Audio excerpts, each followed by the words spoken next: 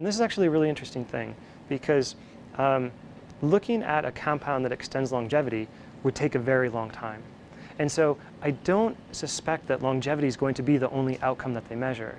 I suspect that they'll be looking at sort of several other parameters of health and just sort of health outcomes than just sort of the number, the longevity or the lifespan outcome. So is the theory that if it benefits other health aspects, then it will consequentially lead to longevity? Yeah, and so this is actually a major concept in the aging research right now, a concept called health span. And so the goal of identifying compounds that have beneficial sort of health effects is in extending longevity.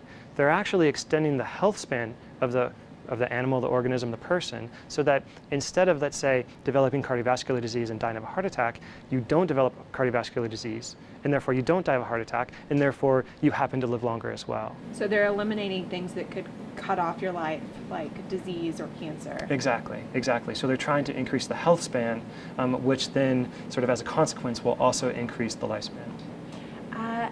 Is there any sort of ballpark estimate you can give for maybe when we could see this on the market, targeting lifespan, health span for people? Yeah, so this is an interesting idea because metformin is already an FDA-approved drug, and people are already taking metformin. So it's already on the market.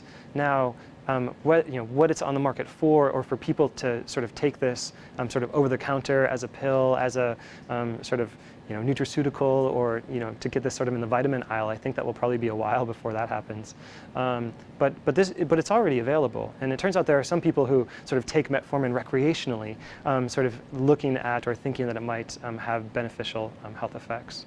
So I think it will be a while whether we know if metformin is going to increase longevity, but we'll know much sooner whether people sort of are clamoring to get this or whether they're interested in taking it.